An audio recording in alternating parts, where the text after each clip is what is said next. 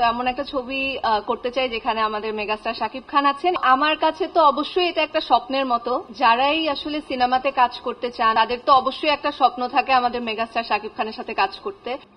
সবাইকে অনেক অনেক ধন্যবাদ এবং এখানে যারা আছেন সবাইকে আমার তরফ থেকে আসসালামু আলাইকুম এন্ড থ্যাংক ইউ।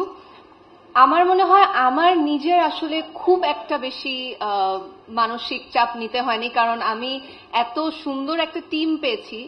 স্পেশালি আমার ডিরেক্টর রায়হান রাফি ভাইয়া অনেক হেল্প করেছিল আমাদের শুরুতে ক্যারেক্টারটা নিয়ে ভাবার, এবং সেই সাথে আমাদের hair makeup and costume team যারা ছিলেন, হেয়ারে রিনা আপা ছিলেন, মেকআপে তারেক ভাইয়া ছিলেন এবং কস্টিউমে সান আপু, এবং পুরো টিমের যারা ছিলেন সবাই আসলে আমাকে এবং পুরো টিমকে এতটা সাপোর্ট দিয়েছেন যে প্রতিটা ক্যারেক্টার যেন ডিফারেন্ট হয়। এর আগে যেভাবে দেখা গিয়েছে আমাদেরকে তার থেকে একদমই ভিন্ন রকম কিছু হয়।